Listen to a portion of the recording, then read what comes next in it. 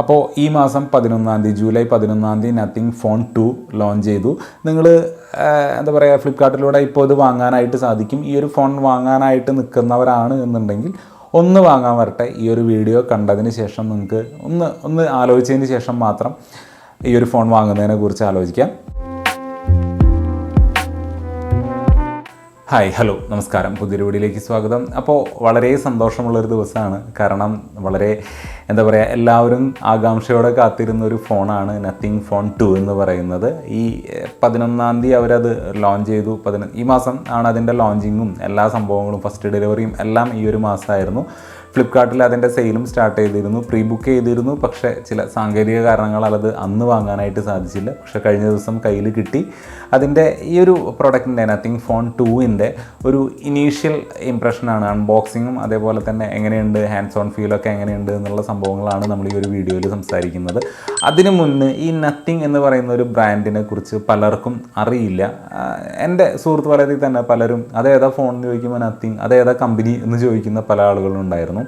അപ്പോൾ നത്തിങ് എന്ന് പറയുന്നത് ശരിക്കും പറഞ്ഞാൽ OnePlus എന്ന് പറയുന്ന കമ്പനിയുടെ സ്ഥാപകനായിട്ടുള്ള അല്ലെങ്കിൽ സ്ഥാപകരായിട്ടുള്ള വ്യക്തികളിൽ ഒരാളാണ് ഈ ഒരു കമ്പനി, നത്തിങ് എന്ന് പറയുന്ന കമ്പനിയും ഫോം ചെയ്തത്. പബ്ലിക് ഫണ്ട് ഉപയോഗിച്ചുകൊണ്ടാണ് അവർ ഈ ഒരു നത്തിങ് ഫോൺ അല്ലെങ്കിൽ നത്തിങ് എന്ന് പറയുന്ന ഒരു ബ്രാൻഡ് കൊണ്ടുവന്നത്.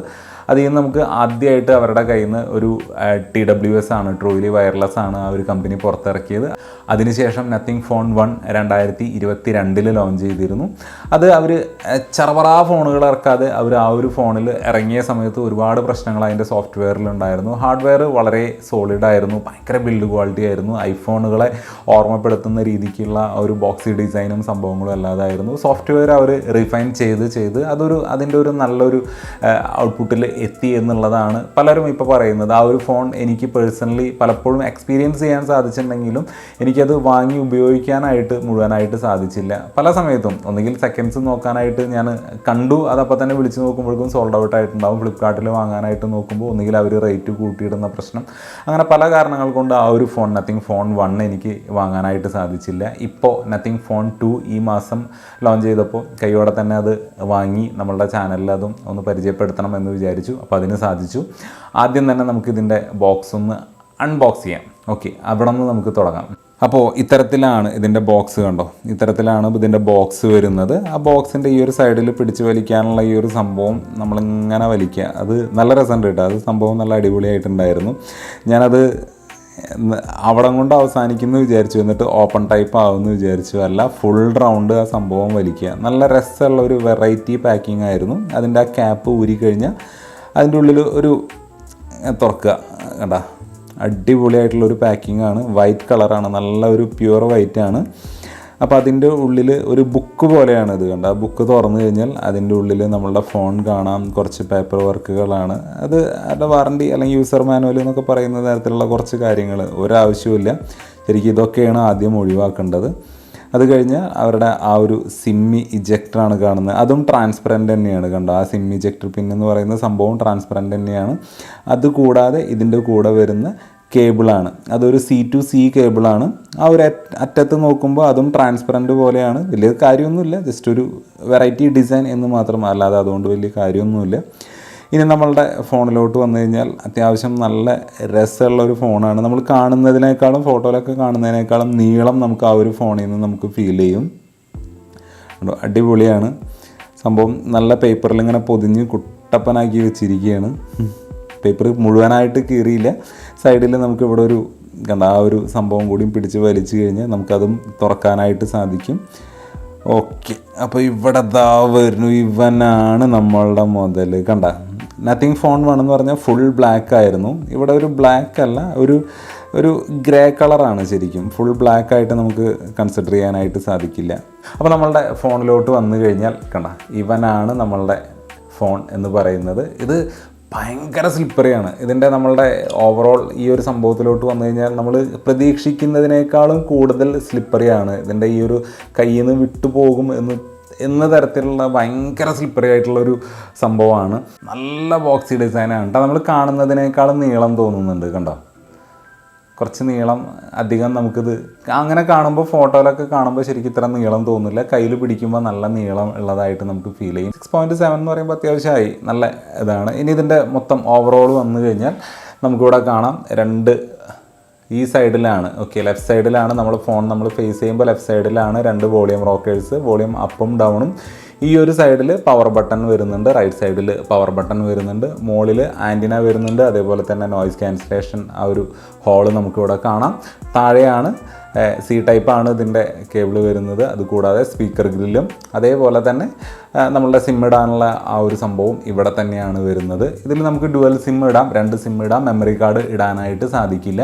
ബട്ടൺസ് എല്ലാം പെർഫെക്റ്റ്ലി പ്ലേസ്ഡ് ആണ്, കണ്ടോ. കറക്റ്റ് എന്നെ സംബന്ധിച്ചിടത്തോളം കറക്റ്റ് വിരൽ വെച്ച് കഴിഞ്ഞാൽ കറക്റ്റ് ഈ പറയുന്ന പവർ ബട്ടണിലും അതേപോലെ തന്നെ വോളിയൊക്കെ ഈ 2 വിരലും കറക്റ്റ് ആ ഒരു രീതിക്ക് എത്തുന്ന രീതിക്ക് കറക്റ്റ് സൈസ് എല്ലാം കറക്റ്റ് തന്നെയാണ്. ബട്ടൺ പ്ലേസ്മെൻ്റ് എല്ലാം എൻ്റെ കൈക്ക് അത് ഓക്കെയാണ്. അപ്പോൾ ആ ഒരു സൈഡിലൊന്നും എനിക്കൊരു യാതൊരു തരത്തിലുള്ള പ്രശ്നം എനിക്ക് ഫീൽ ചെയ്തില്ല. പഞ്ച് ഹോളാണ് ഇതിൻ്റെ ഫ്രണ്ട് ക്യാമറ എന്ന് പറയുന്നത്. ഇവിടെ ഒരു പഞ്ച് ഹോൾ ടൈപ്പാണ് ഇതിൻ്റെ ക്യാമറ വരുന്നത്. തുടക്കത്തിൽ ഞാൻ ഈ ഒരു ഫോൺ ഓൺ ആക്കിയ വഴിക്ക് തന്നെ 1-2 ആപ്ലിക്കേഷൻ ഇപ്പോൾ പ്ലേ സ്റ്റോറൊക്കെ എടുത്തു കഴിഞ്ഞാൽ ഓപ്പൺ ആവാതെ സ്റ്റക്കാവുന്ന രീതിക്കൊക്കെ പ്രശ്നങ്ങൾ എനിക്ക് ഫീൽ ചെയ്തിരുന്നു. അതേപോലെ തന്നെ പല ആപ്ലിക്കേഷനും ഒന്ന് സ്റ്റക്കാവുക, ക്യാമറ ഒക്കെ ഓപ്പൺ ആവാനായിട്ട് ചെറിയൊരു പ്രശ്നമൊക്കെ ഫോൺ ഓൺ ആക്കിയ സമയത്ത് എനിക്ക് തോന്നിയിരുന്നു. അപ്പോൾ തന്നെ ഒരു സോഫ്റ്റ്വെയർ അപ്ഡേഷൻ വന്നു, അത് ഞാൻ കംപ്ലീറ്റ് ആയിട്ട് അപ്ഡേറ്റ് ചെയ്ത് കഴിഞ്ഞ് ഒന്ന് റീസ്റ്റാർട്ട് ചെയ്തതിന് ശേഷം അത്തരത്തിലുള്ള ഒരു തരത്തിലുള്ള പ്രശ്നങ്ങളും എനിക്ക് ഈ ഒരു ഫോണിൻ്റെ ഭാഗത്തുനിന്ന് ഫേസ് ചെയ്തിട്ടില്ല. എല്ലാ ആപ്ലിക്കേഷനും വളരെ സ്മൂത്തായിട്ട് നടക്കുന്നുണ്ട്. ഇനി ഇതിൻ്റെ ഡിസ്പ്ലേയിലോട്ട് വന്നു കഴിഞ്ഞാൽ ഇത് 6.7 ഇഞ്ച് വരുന്ന ഒരു LTPO ഡിസ്പ്ലേ ആണ്. LTPO ഡിസ്പ്ലേ ആയതുകൊണ്ട് തന്നെ ഇതിൻ്റെ റിഫ്രഷ്നെസ് 1 ഹെർട്സ് മുതൽ 120 ഹെർട്സ് വരെ വേരി ചെയ്യും. പിന്നെ ഇതിൻ്റെ കളർ എന്ന് പറഞ്ഞാൽ ഒരു 1 ബില്യൺ കളർ ഡിസ്പ്ലേ ആണ് വരുന്നത്. അപ്പോൾ കണ്ടൻ്റ് എല്ലാം കാണാനായിട്ടൊക്കെ അടിപൊളിയാണ്, വേറെ പ്രശ്നങ്ങളൊന്നുമില്ല, നല്ല സൂപ്പറായിട്ടുണ്ട്. 1600 പീക്ക് ബ്രൈറ്റ്നസ്സും വരുന്നുണ്ട്. അപ്പോൾ സൺലൈറ്റ് ഔട്ട്ഡോർ വിസിബിലിറ്റിയും നല്ലൊരു സംഭവം തന്നെയാണ്. അതിലൊന്നും ഒരു പരാതിയും ഞാൻ ഈ 2 ദിവസത്തെ എൻ്റെ ഒരു അനുഭവത്തിൽ ഒരു തരത്തിലുള്ള കുറ്റവും പറയാനായിട്ട് എനിക്ക് തോന്നിയില്ല. ഇതിൽ ഗൂഗിളിൻ്റെ കുറച്ച് ആപ്പുകളുണ്ട്, അതേപോലെ തന്നെ നത്തിങ്ങിൻ്റെ 1-2 ആപ്പുകളുണ്ട് എന്നുള്ളതല്ലാതെ ഒരു തരത്തിലുള്ള തേർഡ് പാർട്ടി ആപ്ലിക്കേഷൻ, അത് നെറ്റ്ഫ്ലിക്സ് ആയിക്കോട്ടെ, ഫേസ്ബുക്ക് ആയിക്കോട്ടെ, മോജ്, ജിയോ അങ്ങനെയുള്ള സംഭവങ്ങൾ ഒരെണ്ണം പോലും ഇതിലില്ല. അത് നമ്മൾ കമ്പനി സമ്മതിച്ച് തന്നെ പറ്റുള്ളൂ. നത്തിങ് എന്ന് പറയുന്ന കമ്പനീനെ നമ്മൾ സമ്മതിച്ച് കൊടുത്ത് തന്നെ പറ്റുള്ളൂ. കാരണം ഇത്രയും ന്യൂ കമ്മറായിട്ടുള്ള അവർ ഒരു തരത്തിലുള്ള അവർക്ക് വരുന്ന വരുമാനങ്ങളാണ് അവർ ഇതെല്ലാം അത്തരം ആ ഒരു തേർഡ് പാർട്ടി ആപ്ലിക്കേഷൻ അല്ലെങ്കിൽ ബ്ലോട്ട്വെയർ എന്ന് നമ്മൾ വിളിക്കുന്ന സംഭവങ്ങൾ, അത്തരത്തിലുള്ള ആപ്പുകൾ ഒഴിവാക്കുന്നത് വഴി അവരുടെ വരുമാനമാണ് അവിടെ നഷ്ടപ്പെടുന്നത്. അപ്പോൾ ആ ഒരു റിസ്ക് അവരെടുത്തുകൊണ്ട് നല്ലൊരു യൂസർ എക്സ്പീരിയൻസ് തരാനായിട്ട് അവരുടെ സോഫ്റ്റ്വെയറിന് അവർ ശ്രമിക്കുന്നത് ഒരു വലിയ കാര്യം തന്നെയാണ്. ഈ ഒരു ഗ്ലിഫ് ഇൻ്റർഫേസ് എന്ന് പറയുന്നത് ശരിക്കും ഒരു ജിമിക്കായിട്ട് തന്നെയാണ് എനിക്കും തോന്നിയത്. കാരണം നമ്മൾ ഒരിക്കൽ പോലും ഫോൺ ഇങ്ങനെ കമഴ്ത്തിയല്ല വെക്കുക, ഈ മോൾ ഭാഗം ഇങ്ങനെ കാണുന്ന രീതിക്കല്ല വെക്കുക, ഇത് താഴെയായിട്ട് സ്ക്രീൻ നമ്മൾ കാണുന്ന രീതിക്ക് തന്നെയാണ് നമ്മൾ ഫോൺ വെക്കുക. അപ്പോൾ ഈ ഒരു ഗ്ലിഫ് ഇൻ്റർഫേസ് എന്ന് പറയുന്നത് ശരിക്കും ഒരു ഇന്നോവേഷനോ അല്ലെങ്കിൽ ഒരു വെറൈറ്റിന്നോ ഒരു സംഭവം എന്നൊക്കെ നമുക്ക് വേണമെങ്കിൽ പറയാം. പക്ഷേ അതൊരു പരിധി കൂടുതൽ അത് നമ്മളെ ഈ ഒരു ഫോണായിട്ട് കണക്റ്റഡ് ആവും എന്ന് എനിക്ക് പേഴ്സണലി എൻ്റെ ഈ ഒരു 2-3 ദിവസത്തെ ഒരു ഉപയോഗത്തിൽ എനിക്ക് തോന്നുന്നില്ല. കാരണം ഫോൺ കമഴ്ത്തി വെച്ചിട്ട് ഒരു റിംഗ് ടോൺ കമ്പോസ് ചെയ്ത് അതാരാ വിളിക്കുന്നത്, നമുക്ക് ആ ഒരു ബെല്ലടിക്കുന്ന ആ ഒരു എന്താ പറയുക, ഈ ഗ്ലിഫിൻ്റെ ലൈറ്റ് കത്തുന്നതിനനുസരിച്ചിട്ട് നമുക്കത് കസ്റ്റമൈസ് ചെയ്യാം. ആരാ വിളിക്കുന്നത് എന്നുള്ള അല്ലെങ്കിൽ ആരുടെ നിന്നാണ് മെസ്സേജ് വന്നതെന്നുള്ളത് നമുക്കത് കസ്റ്റമൈസ് ചെയ്യാനായിട്ട് സാധിക്കും. അതിൻ്റെ ആവശ്യമുണ്ടോ? ശരിക്കും ഫോണൊന്ന് നിവർത്തി വെച്ച് കഴിഞ്ഞാൽ ആരാ വിളിക്കുന്നതെന്നുള്ളത് നമുക്ക് പേര് കാണാവുന്ന ആവശ്യമല്ലേ ഉള്ളൂ. അതല്ലാന്നുണ്ടെങ്കിൽ മെസ്സേജ് ആണെന്നുണ്ടെങ്കിലും ഓൾറെഡി നോട്ടിഫിക്കേഷൻ അത് നമുക്ക് കാണാനായിട്ട് സാധിക്കും. അപ്പോൾ അങ്ങനെ നിൽക്കുന്ന ഒരു സംഭവത്ത് ഇങ്ങനെ ഒരു ഗ്ലിഫിനെ കാര്യമായിട്ട് ഉപയോഗപ്പെടുത്തുക എന്നുള്ളത് ഒരു ചോദ്യം തന്നെയാണ്. പക്ഷേ അതൊരു വെറൈറ്റിയാണ്. സംഭവം എന്താണെന്ന് വെച്ച് കഴിഞ്ഞാൽ നമ്മൾ കണ്ട് മടുത്ത ആ ഒരു ഫ്ലാറ്റ് ഡിസ്പ്ലേയിൽ നിന്ന് നമ്മൾ ഇത്തരത്തിലൊരു ഡിസ്പ്ലേയിലേക്ക് വരുമ്പോൾ അല്ലെങ്കിൽ ഇത്തരത്തിലൊരു ലൈറ്റിലോട്ട് വരുമ്പോൾ നല്ല ഒരു അടിപൊളിയായിട്ടുള്ളൊരു സംഭവം തന്നെയാണ്.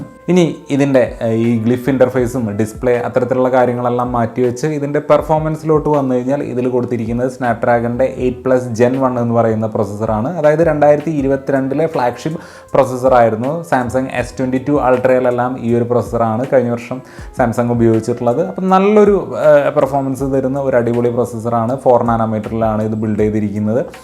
ഞാൻ കാര്യമായിട്ടുള്ളൊരു വലിയ ഗെയിമൊന്നും കളിച്ച് നോക്കാനുള്ള ഒരു ഗ്യാപ്പ് എനിക്ക് കിട്ടിയിട്ടില്ല.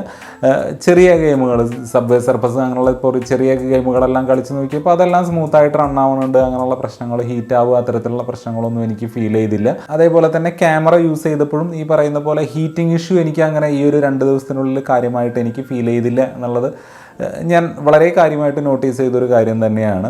അപ്പോൾ ഇതിൽ ആൻഡ്രോയിഡ് 13 ആണ് വരുന്നത്. അതേപോലെ തന്നെ നത്തിങ് OS 2ൻ്റെ സ്കിൻ ഇട്ടുകൊണ്ടാണ് വരുന്നത്. ഇവർ ഈ ഒരു ബ്ലാക്ക് ആൻഡ് വൈറ്റ് കൊടുത്തിരിക്കുന്നത്, ഇതാണ് അവർ എല്ലാ അഡ്വർടൈസ്മെൻറ്റിലും കാര്യങ്ങളിലെല്ലാം കൊടുത്തിരിക്കുന്ന അവരുടെ തീം എന്ന് പറയുന്നത്. നത്തിങ്ങിൻ്റെ ഒഫീഷ്യൽ തീം അല്ലെങ്കിൽ ഒഫീഷ്യൽ ഐക്കൺ പാക്കൊക്കെ ഇത് തന്നെയാണ്.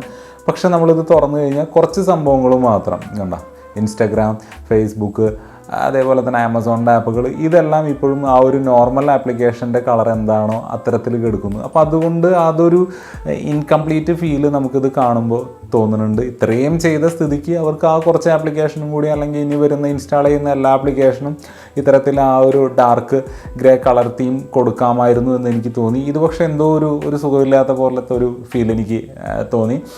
പിന്നെ എടുത്തു പറയേണ്ട സംഭവം എന്ന് പറഞ്ഞാൽ ഇതിൻ്റെ ക്യാമറയുടെ പെർഫോമൻസ് ആണ്. ഇതിൽ കൊടുത്തിരിക്കുന്നത് 2 ക്യാമറയാണ്. നമ്മളുടെ ആ മാക്രോ സംഭവങ്ങളെല്ലാം എടുത്ത് കളഞ്ഞിട്ട് ഒരു ഡുവൽ ക്യാമറ സെറ്റപ്പാണ് കൊടുത്തിരിക്കുന്നത്. അത് സോണിയുടെ തന്നെയാണ്. വൈഡ് ക്യാമറ എന്ന് പറയുന്നത് പുതിയതാണ്, അതായത് IMX895ൻ്റെ സെൻസറാണ്. 50 മെഗാ പിക്സലിൻ്റെ ഒരു സെൻസറാണ് അത്. അതിൽ നിന്ന് എടുക്കുന്ന ഫോട്ടോസ് ഇപ്പം ഞാനിവിടെ കാണിച്ചു തരാം. കുറച്ച് സാമ്പിൾസ് ഞാനിവിടെ ഇടാം. അതിൽ ഈ ഒരു ഫോട്ടോ നിങ്ങൾ നോക്കുക. ഇത് ഒരു മുകളിലിരിക്കുന്ന ഫോട്ടോ എന്ന് പറഞ്ഞാൽ എൻ്റെ iPhone 13 Pro Maxൽ എടുത്ത ഫോട്ടോയാണ്. അതേപോലെ തന്നെ താഴെയുള്ളത് ഈ ഒരു ഫോണിൽ എടുത്തിട്ടുള്ളതാണ്. കണ്ടോ നിങ്ങൾ ആ ഒരു സ്കൈയുടെ കളറ് റിയൽ, എനിക്ക് കുറേ അല്ല ശരിക്കും കാണാനായിട്ട് ഈ മുകളിലുള്ള ചിത്രം പോലെയാണ്, അല്ലെങ്കിൽ ഐഫോണിൽ എടുത്തിരിക്കുന്ന ഫോട്ടോ പോലെയാണ് യഥാർത്ഥത്തിലുള്ളത്. പക്ഷേ ഈ ഒരു ഫോണിലത്തെ താഴത്തെ ഫോട്ടോയിലേക്ക് വരുമ്പോൾ ഒരുപാട് ഇരുണ്ടുപോയി. വരും ദിവസങ്ങളിൽ അപ്ഡേഷനിലൂടെ ഒരുപാട് വ്യത്യാസം വരും എന്ന് നമുക്ക് വിചാരിക്കാം. കാരണം ഞാൻ കേട്ടിരിക്കുന്നത് നത്തിങ് ഫോൺ 1ഉം അതേപോലെ തന്നെ ആയിരുന്നു. ഇറങ്ങിയ സമയത്ത് ക്യാമറയിലൊക്കെ ഒരുപാട് ഇഷ്യൂസ് ഉണ്ടായിരുന്നു. പിന്നെ സോഫ്റ്റ്വെയർ അവർ ആ ഒരു റിഫൈൻ ചെയ്ത് നല്ലൊരു റിസൾട്ടിലോട്ട് എത്തി എന്നുള്ളതാണ്. അപ്പോൾ നമുക്ക് ഇവിടെയും ഒരുപാട് അപ്ഡേഷൻ വരാനുണ്ട്, അല്ലെങ്കിൽ ഒരുപാട് മാറ്റങ്ങൾ വരുത്താനുണ്ട്. ഹാർഡ്വെയർ ഓക്കെയാണ്. 895ൻ്റെ സെൻസർ എന്ന് പറയുന്നത് നല്ലൊരു സെൻസർ തന്നെയാണ്. അതേപോലെ തന്നെ എല്ലാ പീക്കായിട്ടുള്ള ഒരു സപ്പോർട്ടിന് പറ്റിയിട്ടുള്ള പ്രോസസ്സർ നമ്മുടെ കയ്യിലുണ്ട്.